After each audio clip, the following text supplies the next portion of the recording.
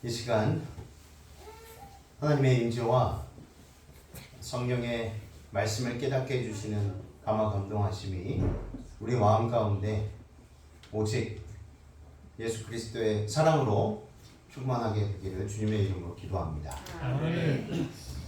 오늘 말씀의 제목은 헤아릴 수 없는 사랑의 전주곡입니다. 헤아릴 수 없는 사랑의 전주곡 제1악장 무엇으로 붙이면 좋을까요? 오늘도 알아맞혀 보시는 시간을 갖도록 하겠습니다. 사랑의 전주곡 제1악장 어떤 것일까? 먼저 본문의 말씀 보도록 하겠습니다. 출애굽기 32장 32절 말씀입니다. 우리 다 함께 공독하겠습니다. 시작. 그러나 이제 그들의 죄를 사하시옵소서. 그렇지 아니하시면 원하는 날에 주께서 기록하신 책에서 내 이름을 지워버려 주옵소서. 아멘. 벌써 답을 아시는 분도 계실 거예요. 혹시 알고 계시다. 지금 말씀하셔도 괜찮습니다. 집사님 알고 계세요? 뭐 어떤 거일 것 같아요? 사랑의 전주곡 제1악장. 모세가 네. 여기 제목만 말씀해 주세요. 제목 무엇일까? 네. 그냥 그 내용만. 네. 모세. 그러면 이제 계속 가겠습니다. 모세는 무엇 때문에 자신의 주어진 영생을 포기하면서까지, 그렇죠? 예, 생명책에서 증언의 말씀에 분명히 생명책이라고 말씀하셨어요. 생명책에서 자신의 이름을 빼더라도 이 범죄한 이스라엘의 구원을 위하여서라면 내가 감수할 수 있겠다. 아니 감수하겠으니 제발 뭐 해달라고 호소하는 것입니까? 네, 용서하시고 다시 회복시켜 주시옵소서. 그리고 가장 중요한 것은 뭐냐면 하나님께서 언약하지 않으셨습니까? 약속하지 않으셨습니까? 아멘. 그러니 그 말씀을 이루어 주시옵소서. 제가 아는 하나님은 그런 하나님이 아니십니다라고 하는 것입니다. 그러면 도대체 왜 어떻게 보면 하나님께서 분명히 새로운 백성을 주시겠다고 하셨어요. 그것도 이상하죠? 사실은 새로운 백성을 주시겠다고 하셨는데도 불구하고 모세는 끝까지 포기하지 않았는가? 이스라엘은 어떤 죄를 범하였기 때문에 하나님께서 진노하셨는가? 사건의 발단은 이 40이라는 숫자 안에 있습니다. 다 아는 내용이십니다. 그렇죠? 40. 이스라엘 백성들은 그들이 애굽에 있을 때 물질로 표현된 신들에 익숙해 있었습니다. 이스라엘뿐만 아니라 그 섞인 무리도 마찬가지였어요. 늘 섞인 무리가 문제였다라고 말씀하셨습니다. 그러니까 처음부터 하나님을 신실히 믿던 백성들이 아니라 하나님을 믿는 백성들의 삶을 보고서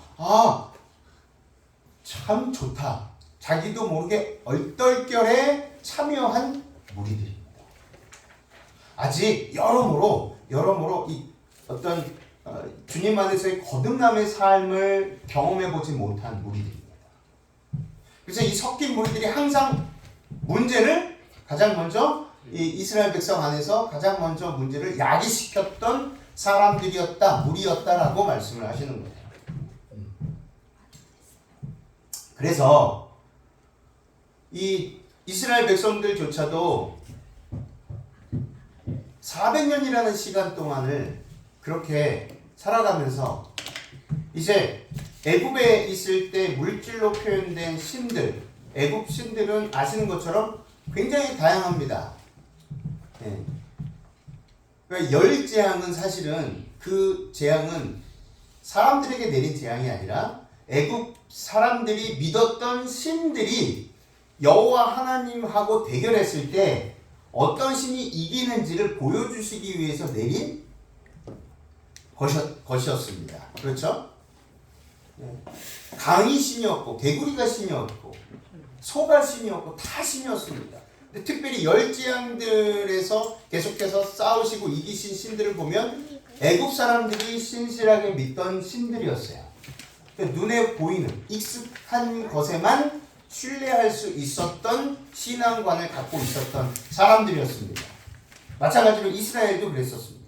그래서 그들은 신앙을 유지하기 위해서 모세를 의지해 왔던 것입니다. 보이는 모세, 눈에 보이는 모세를 의지해 왔어요.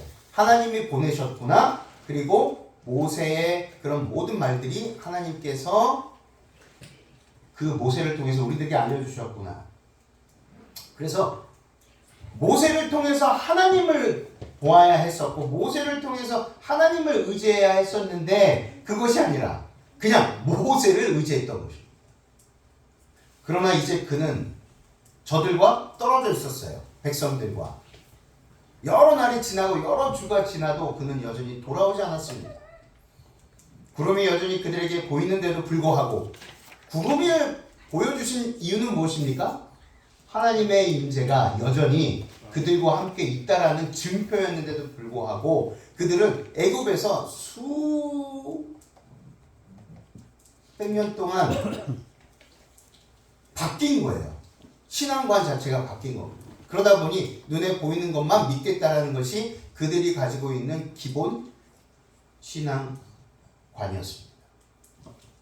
구름이 여전히 그들에게 보이는데도 진영에 있는 많은 사람들에게 있어서 그들의 지도자 모세가 그들을 버렸거나 맹렬한 불에 소멸되어 버린 것처럼 생각하기 시작한 것입니다. 뭐 때문에요? 40일 동안 안 내려와서. 40일이 긴가요? 깁니다. 한 달하고도 보름 같은 한 달의 보름이에요. 한 달 보름. 그러니 이 간절히 고대하고 기다린 입장에서는 굉장히 긴 시간입니다. 일주일도 길잖아요. 보고 싶은 사람을 일주일 동안 못 본다고 생각하면 어떻습니까? 아마 지금은 이제 다 결혼하시고 20년, 30년, 40년, 50년 사셔가지고 무뎌져서 살짝 이제 뭐 일주일 남편이 출장을 가든 아내가 뭐 한 달 동안 어디 친정에 가 있든 잘 있겠거니 이렇게 하잖아요. 근데 처음에 연애하셨을 때 생각해 보세요. 우리 치윤이, 재윤이 이제 막 아기잖아요. 그러니까 지금도 신혼이거든요. 아마 이제 아직은 좀 이렇게 따끈따끈한 상태이실 거예요. 그렇죠? 예. 금요일 날 우리 필리핀으로 가셨어요. 예. 정한결 우리 아버님이. 그리고 5월 달에 오신대요. 2달을 어떻게 기다립니까? 얼마나 힘드시겠어요? 예. 장로님, 우리 집사님 2달 동안 어디 가 계시면 어떻게 힘드시죠? 예. 네, 맞습니다. 예. 우리 장로님도 힘드시죠? 네, 더 이상 제가 질문하지 않겠습니다. 네.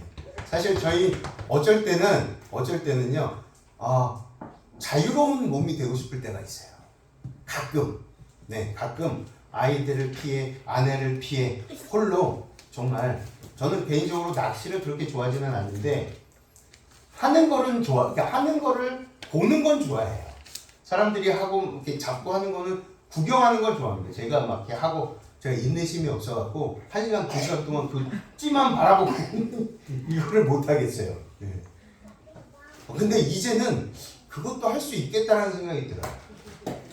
그래서 혼자 이 고독을 싣고 혼자 좀 자유를 누리고 싶은 생각이 가끔 있어요.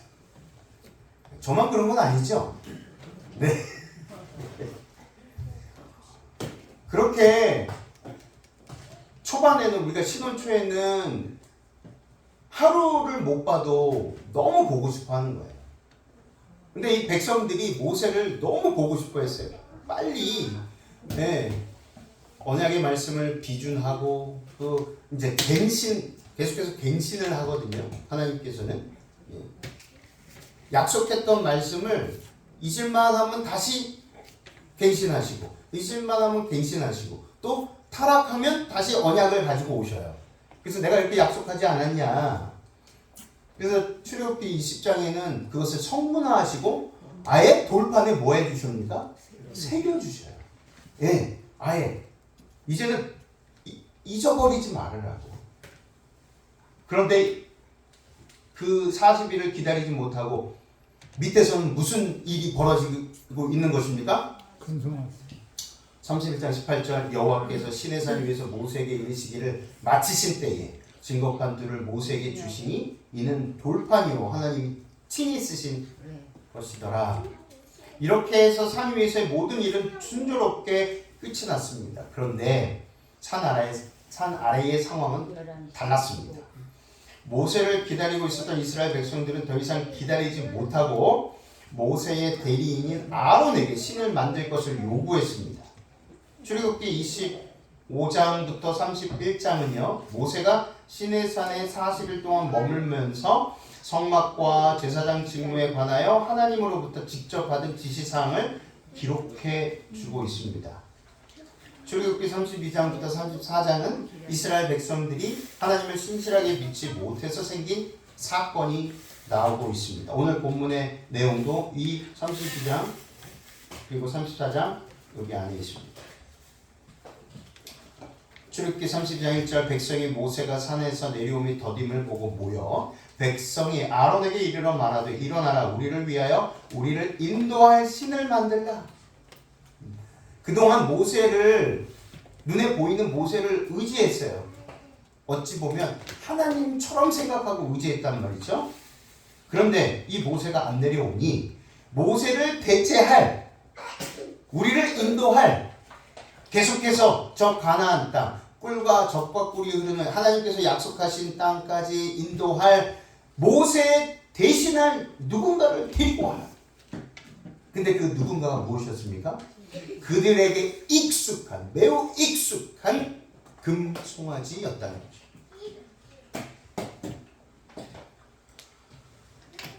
32장 4절 아론이 그들의 손에서 금고리를 받아 부어 조각칼로 새겨 송아지 형상을 만드니 그들이 말하되 이스라엘아 이는 너희를 애굽 땅에서 인도하여 낸 너희의 신이로다. 모세가 40일째 시내산에서 내려오지 않자 그들은 모세가 완전히 떠나버린 것 같은 생각을 한 것입니다.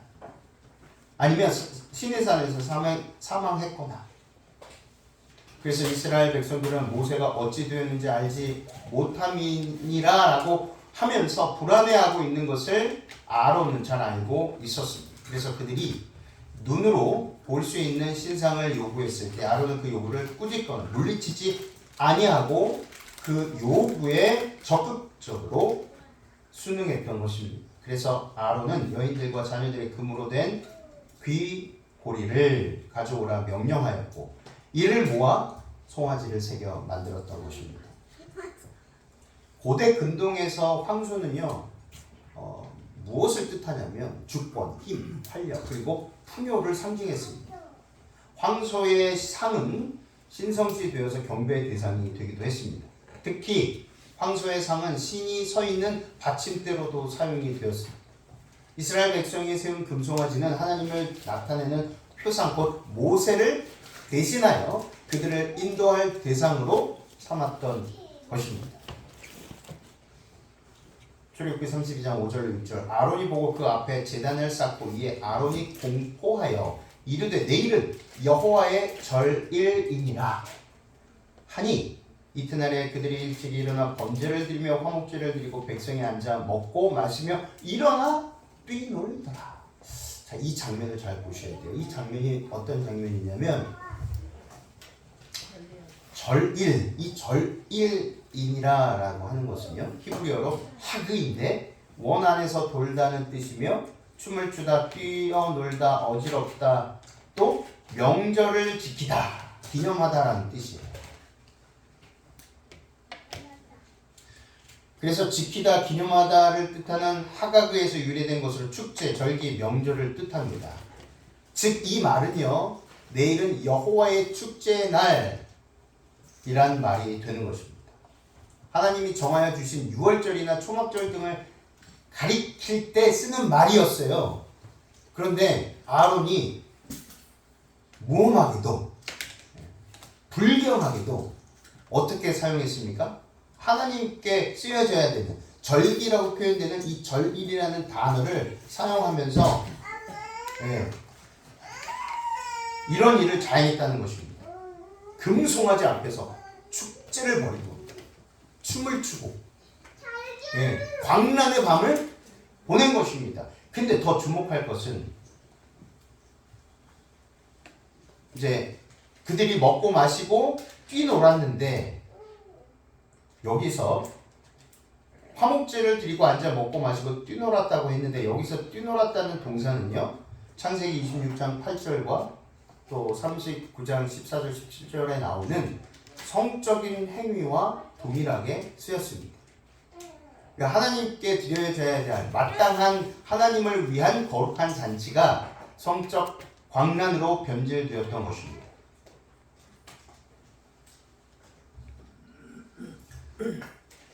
만나 주석에도 이렇게 표현되어 있어요. 우리 재림 주석에도 비슷하게 표현되어 있는데 조금 더 상세하게 만나 주석이 이 장면을 주석하고 있습니다.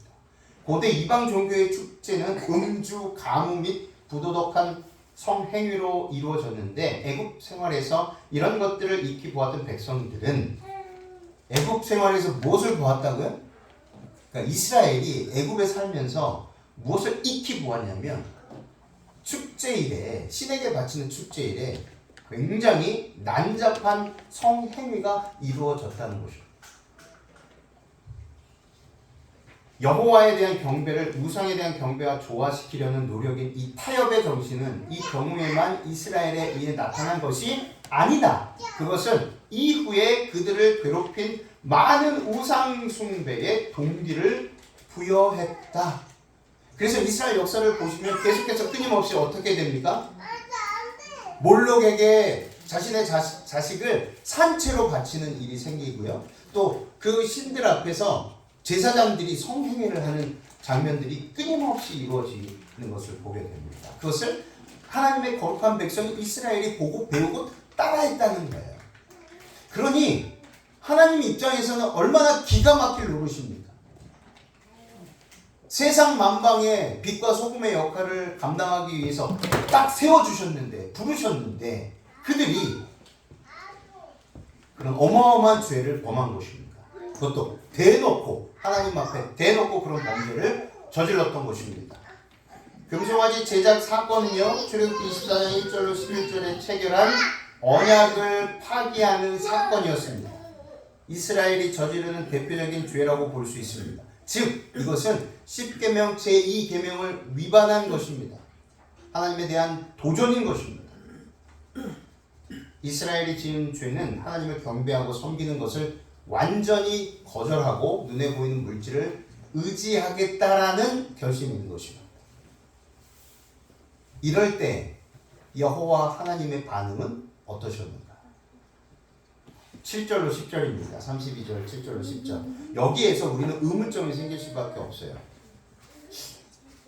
창세기에서부터 이렇게 보니까 아브라함에게 분명히 15장에 약속하셨는데, 언약하셨는데, 그리고 그 세상의 왕들도 누구로부터 나왔냐면 아브라함으로부터 나오겠다라고 약속하셨는데, 하늘의 물결을 보거라, 땅의 모래를 보고 세어볼 수 있느냐, 이처럼 많이 자손을 너를 통해서 내가 만들어 주겠다라고 약속하셨잖아요. 그렇다면 그 약속의 하나님께서 이렇게 물론 죄질이 아주 굉장히 작지 않습니다. 굉장히 큽니다. 죄질이 크다는 이유로 약속한 백성들을 헌신짝처럼 버리시는 분이 하나님이신가? 라는 의구심이 든다는 것입니다. 여호와께서 모세에게 이르시되 너는 내려가라. 내가 애굽 땅에서 인도하여 낸 내 백성. 하나님께서 정말 화가 나시는 거예요. 당신의 백성이라고 안 하셨어요. 누구의 백성이라고 하셨어요? 너의 백성이라고 했어요. 네. Your people이라고 했어요. 나의 백성이 아니라고 했어요. 너의 백성이 부패하였도다. 그들이 내가 그들에게 명령한 길을 속히 떠나 자기를 위해 송아지를 부어 만들고 그것을 예배하며 그것에게 제물을 드리며 말하기를 이스라엘에 있는 너희를 애굽 땅에서 인도하여 낸 너희 신이라 하였도다. 여호와께서 또 모세에게 이르시되 내가 이 백성을 보니 목이 뻣뻣한 백성이로다. 그런즉 내가 하는 대로 두라. 내가 그들에게 진노하여 그들을 진멸하고 너를 큰 나라가 되게 하리라. 모세는요 그렇지 않다는 것을 주장합니다. 출애굽기 6장 2절로 8절에 보시면 하나님이 모세에게 말씀하여 이르시되 나는 여호와이니라. 내가 아브라함과 이삭과 야곱에게 전능의 하나님으로 나타났으나 나의 이름을 여호와로는 그들에게 알리지 아니하였고 가나안 땅 곧 그들이 거류하는 땅을 그들에게 주기로 그들과 언약하였더니 이제 애굽 사람의 종으로 삼은 이스라엘 자손의 신음소리를 내가 듣고 나의 언약을 그러므로 이스라엘 자손에게 말하기를 나는 여호와라. 내가 애굽 사람의 무거운 짐 밑에서 너희를 빼내며 그들의 노역에서 너희를 건지며 편팔과 여러 큰 심판들로서 너희를 속량하여 너희를 내 백성으로 삼고 나는 너희의 하나님이 되리니 나는 애굽 사람의 무거운 짐 밑에서 너희를 빼낸 너희의 하나님 여호와인 줄 너희가 알지라. 내가 아브라함과 이삭과 야곱에게 주기로 맹세한 땅으로 너희를 인도하고 그 땅을 너희에게 주어 기업을 삼게 하리니 나는 여호와라 하셨다 하라.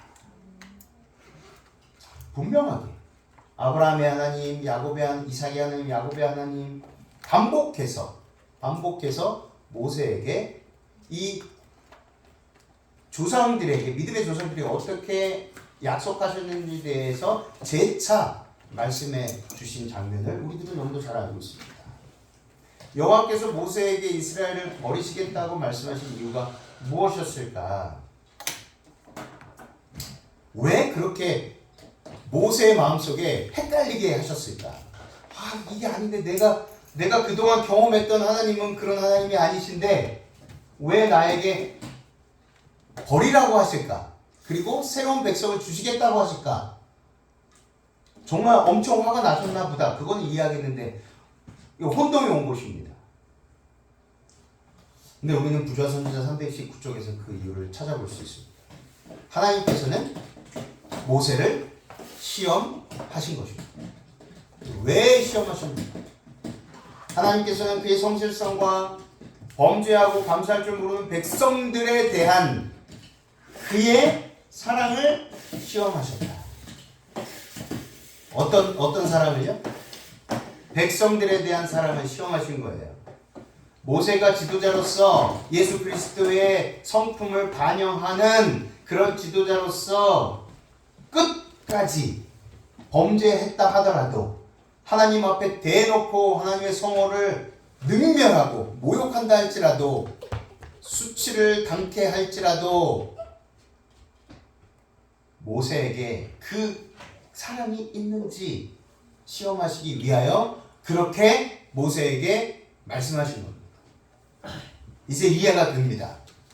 그러나 모세는 이 시련을 고상하게 잘 견디어냈다. 이스라엘에 대한 그의 관심은 이기적인 동기에서 나오지 않았다. 그에게 있어서 하나님의 선민의 번영은 자기 개인의 명예나 큰 나라의 조상되는 특권보다도 더 귀중했다. 아멘. 우리가 다 제사장입니다. 그렇죠? 우리는 왕같은 제사장이에요. 교회에서 제사장이고 가정에서 제사장입니다. 직장에서 제사장입니다. 그렇다면 반드시 이 부분 모세에게 있었던 모세가 갖고 있었던 이 마음 곧 예수 그리스도의 마음을 소유하기 위하여 끊임없이 모세와 같은 길을 걷게 되시기를 간절히 소망합니다. 그에게 있어서 하나님의 선민의 번영은 무엇입니까? 나와 상관이 없어요. 어떻게 보면.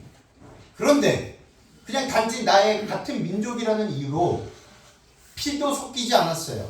그러나 단지 나의 같은 민족이라는 이유로 그들의 번영이 자기 개인의 명예, 나라에서 무엇인가 큰 권력을 얻는 것보다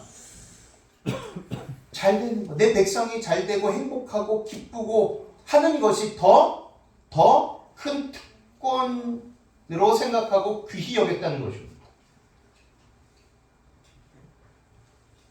목사가 우리 성도님들이 기쁘고 행복하고 하나님 안에서 감사와 찬송이 넘치는 삶을 살아가는 모습을 보는 게 더 기쁘고 행복하다는 거예요. 목사가 개인적으로 합회에 올라가야 되겠다, 연합회에 올라가야 되겠다, 지회에 가야 되겠다, 어떤 명예를 생각하고 어떤 자리를 생각하는 그런 것이 아니라 빚도 이름도 없이 살다가 죽더라도 하나님께서 허락하신 그 교회 한두 명밖에 안 되는 성도가 있다 하더라도 그 성도들을 위해서 모세처럼 기도할 수 있고 모세처럼 그 마음을 가지고 자기가 생명책에서 지워지는 한이 있더라도 살려주시옵소서 라고 하는 그 마음, 그것이 모세의 마음이었고 하나님께서 그 마음이 변했는지 변하지 않았는지 보시기 위해서 그렇게 차라리 버려라, 내가 이 백성 대신 더 좋은 백성 주겠으니 버려라 라고 하신 것입니다. 실제로 백성을, 이스라엘을 버리시기 위한 것이 아니라 하나님께서는 그의 성실함과 단순한 마음과 그의 진실함을 기뻐하시고, 성실함, 단순한 마음, 순수한 마음이에요. 어린아이 같은 순수한 마음이에요. 항상 순수한 동기를 얻기 위해서 애쓰는 마음이에요. 그의 진실함을 기뻐하시고 그에게 신실한 목자로서 이스라엘 백성을 약속의 땅으로 인도할 중대한 책임을 맡기셨던 것입니다. 이랬기 때문에 모세를 선택하신 거예요. 그리고 이런 일이 벌어졌을 때 모세가 흔들리지 않았을까 하고서 시험하신 거예요. 여전히 모세의 마음속에 예수의 마음이 있는지 없는지 보신 것입니다. 저와 여러분들의 삶 속에서, 가정에서 예수의 마음이 있는지 살펴보시기를 바랍니다. 내가 가정의 제사장으로서 우리 아들, 딸들을 위해서 나는 하늘에 가지 못하더라도 우리 아들, 딸만큼은 보내주세요. 우리 아내만큼은 보내주세요. 저는 괜찮습니다. 오늘 사랑의 전주곡 제 1악장 뭘로 붙이면 좋을까요? 네? 용서. 근데 거의 90% 오셨습니다. 제가 원하는 답은 아닌데, 모세가 무슨 기도를 드렸어요? 그것을 뭐뭐 기도라고 하죠. 중보 기도. 헤아릴 수 없는 사랑의 전주곡 제 1악장 중보 기도입니다. 우리가 그냥 중보 기도 생각하면 아 그래 우리 성도를 위해서 기도해야지, 아내를 위해서 기도해, 남편을 위해서, 우리 부모를 위해서 기도해야지. 아니에요. 더 깊습니다. 예수 그리스도께서 우리를 위해서 중보 기도하고 계시잖아요. 지금도 여전히. 그 깊이는요 헤아릴 수 없어요. 중보 기도를 하시면서 아버지께 뭘 보여주신지 아세요? 끊임없이 당신의 손과 못자국 난 관자놀이와 그리고 옆구리를 보여주십니다. 끊임없이 보여주시면서 우리 이름을 하나하나 불러주세요. 그러면서 아버지 하나님께 호소하시는 것입니다. 예수님께서 올 한 해도 저에게 맡겨주십시오 라고 하시는 거예요. 저 참 어리석고 참 죄 많은 저 김학재라는 목회하겠다고 이렇게 애쓰는데 아버지 올 한 해만 저에게 맡겨주십시오. 제가 만들겠습니다. 다시 아버지의 아들로서 만들겠습니다. 회복시켜 놓겠습니다. 그렇게 하시는 중보 기도를 지금 우리를 위해서 하늘 지성소에서 하고 계시는 분이 바로 우리가 믿는 예수님이세요. 아멘. 이스라엘을 향한 모세의 중보 기도, 그 첫 번째 중보 기도가 어떤지 보겠습니다.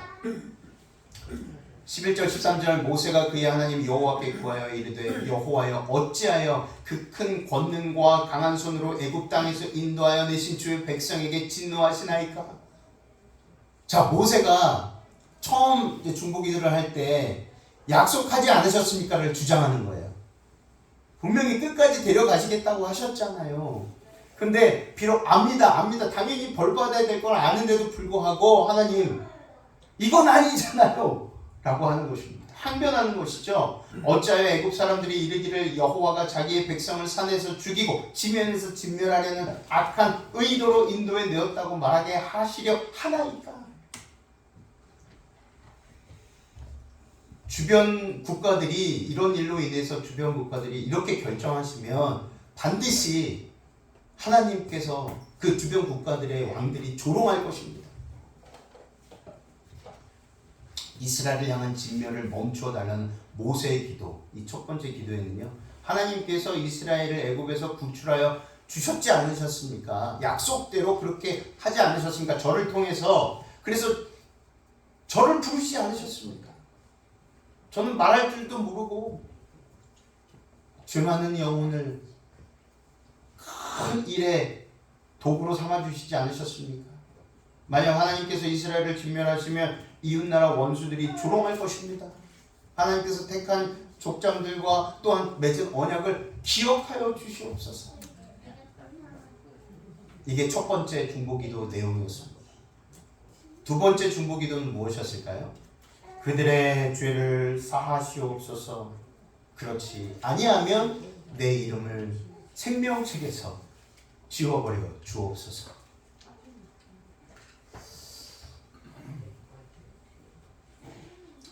이 말씀을요 기도하면서 깊이 묵상하잖아요.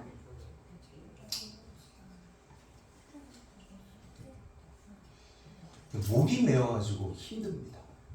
깊이 묵상을 할수록. 모세의 두 번째 기도는 이스라엘이 저지른 죄에 대하여 용서를 구하는 기도였습니다. 교회증언 4권 531쪽 모세는 자신의 무가치함과 하나님이 그를 부르신 위대한 사업의 부적합함을 깊이 깨닫는다. 그는 여호와께서 그와 함께 가시도록 강렬한 열성으로 간구한다. 내가 친히 가리라 내가 너로 편케하리라는 대답이 주어진다. 그러나 모세는 여기서 중지할 수 있다고 생각하지 않는다. 그는 많은 것을 얻었지만 하나님께로 더 가까이 가서 그분의 실제적 임재에 대하여 더 강한 보증을 얻고자 열망한다. 그는 이스라엘의 짐을 지고 있다. 그는 압도적으로 무거운 책임을 지고 있다. 백성들이 범죄했을 때 그는 마치 그 자신이 죄를 지은 것처럼 강한 책임감을, 죄책감을 받았다. 우리가 자녀들한테 그러잖아요. 자녀들이 잘못한 거예요. 우리가 잘못한 게 아니에요. 그럼에도 불구하고 어떻게 얘기하나요? 내 탓이다. 제가 저번에도 말씀드렸지만 제가 어렸을 때 참 욕심이 많았어요. 그래서 자전거를 타고 싶고 그렇게 사고 싶은데 돈을 안 주는 거예요. 그래서 어리석은 생각을 해서 그 가까운 동네에 가까운 자전거포에 이렇게 쇠사슬로 묶여 있는데 그것도 요만한 벤치를 갖고 와서 열심히 끊으려고 보니 안 되죠. 네. 근데 갑자기 주인이 기다리고 있다가 제 목덜미를 잡고 경찰서에 이제 데리고 가서 상습범이다. 그러니까 그동안 많이 없어졌나 봐요. 근데 저는 초범이었는데 그때 아버지가 오셨어요.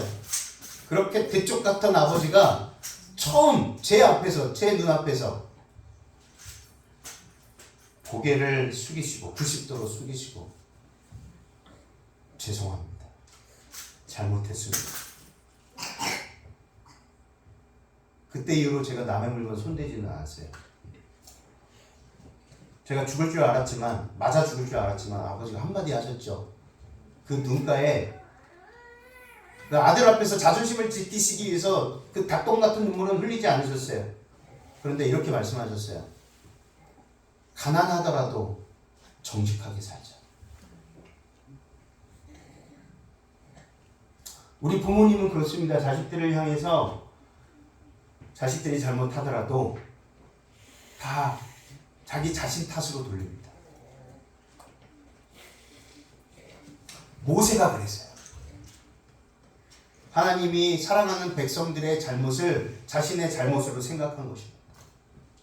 그래서 벌을 주시려면 저도 주십시오. 그리고 이제 하나님이 이스라엘을 무정한 마음과 완고한 마음 그대로 버려두실 때 그 무서운 결과에 대한 생각이 그의 심령을 누르고 있었다. 자신이 죄를 지은 것처럼. 근데 예수님은 더 그 이상이셨죠? 고린도후서 5장 21절에 우리를 대신하여 죄로 삼으신 것은, 그냥 죄책감만 느끼신 게 아니라 예수님께서는 어떻게 하셨다고요? 죄가 되셨어요. 실제로. 그것도 아버지 하나님께서 동의하셨어요.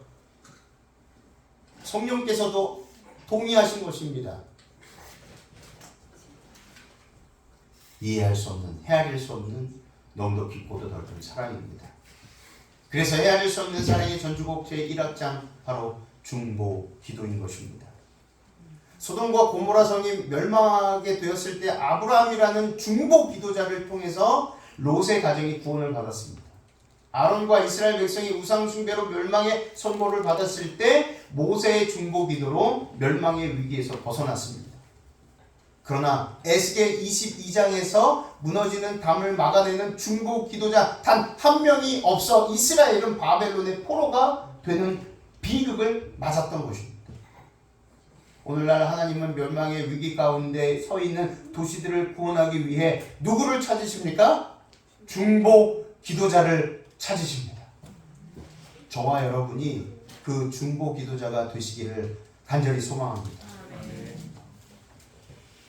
초대교회가 영혼 구원과 교회 부흥을 위해 성령의 능력이 충만할 수 있었던 이유는 바로 중보 기도자가 있었기 때문입니다.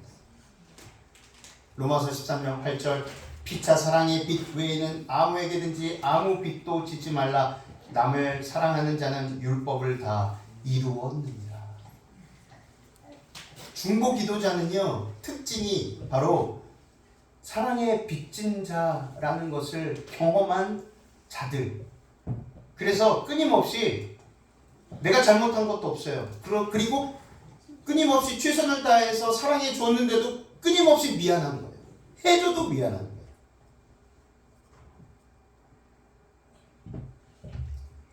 조소환 부사장이라고 전 KTF의 부사장이 있는데 이분은 굉장히 많은 그 아이디어들을 가지고 있었고 그걸 실제적으로 우리가 너무도 잘 아는 것들을 아이디어를 낸 사람입니다. 휴대전화 번호 이동 서비스, 샴푸와 린스를 합친 하나로 샴푸, 20세의 치아를 80세까지 유지하는 2080 참 많이 쓰시죠 지금도. 이분이 개발하신 거예요. 근데 그의 출발은요 유복한 것이 아니었습니다. 23살 때 육군 소위로 임관했는데 군에서 사고로 오른쪽 손을 잃었습니다. 장애자가 됐어요. 왼손 하나로 온갖 역경을 딛고 대한민국 최고의 마케터가 되기까지 정말 많은 역경 극복의 치열함을 살았던 인물이었습니다. 사고로 오른쪽 손을 잃었을 때 뇌가 깡통 찌그러지듯 오그라드는 아픔을 느꼈다고 합니다. 이분이 너무 심한 고통에 기절하고 말았답니다. 깨어나 보니 육군 통합병원이었고 엄격한 아버지가 눈물을 흘리며 바라보고 있었다고 해요. 아픈 중에도 사귀고 있던 22살의 여자친구가 보고 싶었다고 합니다. 연락할 용기가 나지 않았습니다. 망설이다 전화를 했더니 왔어요? 그러면서 이렇게 얘기했어요. 당신 그래도 나를 사랑해? 라고 묻고 싶었지만 말이 입에 떨어지지 않았습니다. 30분 넘게 머뭇거리다가 물으니 고개를 2번 끄덕거렸습니다. 그것이 힘이 되었다고 합니다. 여자친구는 아예 병원 옆으로 이사를 와서 병간호를 해주었습니다. 손은 잃었지만 여자친구의 넘치는 사랑 때문에 오히려 기쁨과 행복감을 느꼈다고 합니다. 그때 여자의 아버지가 나타나 딸을 끌고 가려고 했습니다. 저항하는 딸에게 아버지와 그 남자 중 하나를 선택하라고 그 딸에게 강요했습니다. 그때 딸이 이렇게 말했다고 해요. 만약 아버지가 손을 잃었다면 엄마가 어떤 태도를 보이기를 원하세요? 나는 이 남자의 전부를 사랑한 것이지 손을 사랑한 것이 아닙니다. 조소한 부사장을 이때부터 평생 이 여자만을 행복하게 해주기 위해 살겠다라고 결심했다고 해요. 그러면서 내가 내 아내의 사랑의 빚을 진 사람이다라고 말했다고 합니다. 장애인이어서 취업도 쉽지 않았어요. 낙심될 일들이 산적해 있었어요. 그러나 그는 사랑의 빚진 자로서 물러서지 않았습니다. 우리는요, 종종 자존심이 상해 못하겠다라는 사람들이 있습니다. 그것은 자존심이 아니라 사랑이 없는 것입니다. 사랑은 자존심도 내려놓을 수 있습니다. 사랑에 빚진 자가 되면 어떤 수모도 이길 수 있기 때문입니다.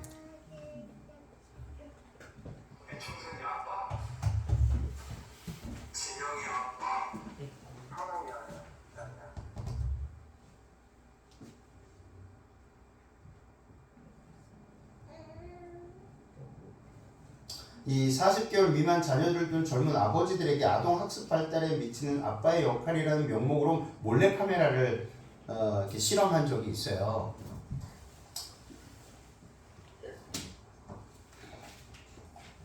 그래서 이렇게 설문지를 가지고 적게 했습니다. 아이가 제일 좋아하는 음식은 무엇일까요? 아이의 자는 모습을 지켜본 적이 있습니까? 당신 차의 핸드폰에 책상 위에 지갑 속에 아이의 사진을 몇 장 가지고 있습니까? 아이에게 사랑한다고 마지막으로 말한 건 언제입니까? 같은 질문의 대상만 바꿔 다시 설문지를 드렸습니다. 아버지에게 사랑한다고 마지막으로 말한 건 언제인가요? 그때부터 표정이 바뀌기 시작해요. 이 젊은 아빠들이. 최근에 아버지를 안아본 적이 있습니까? 아버지 자는 모습을 지켜본 적이 있어요? 차에 핸드폰에 책상 위에 지갑 속에 아버지 사진이 있나요? 청소년 아빠 김용동. 난 신영철 아빠 신현기. 이영근입니다. 큰아들이. 저 영우 아버지 되는 사람입니다. 조유섭 아빠. 진영이 아빠. 성함은 김성도. 생각나지도 그 아들 딸 만나다가 아들은 요번에 그 나이 못하고 했는데 네 엄마 아빠 돌아가서 신영철을 버려놓고 부모로서 이렇게 무언가를 충분하게 해줘야 되는데 그런 것도 못 해주고 그래서 참 마음이 아픕니다. 아이들은 너무 뭐 바꿀 수 없는 것이고 크게 뭐 도와주지도 못했고 했는데 그들이 나서 잘 커가지고 계속 부족한 게 부모 마음 아닐까요? 죽는 순간까지 제가 그런 마음으로 살고 있어요. 계속 부족한 거예요. 너무 어마하게 했던데 그게 참 미안.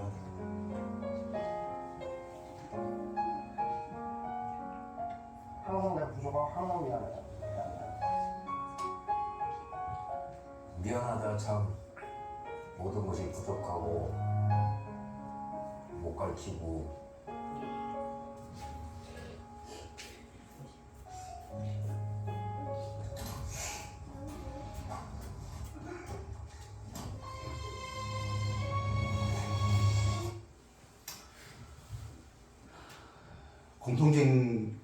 공통적인 것이 있죠.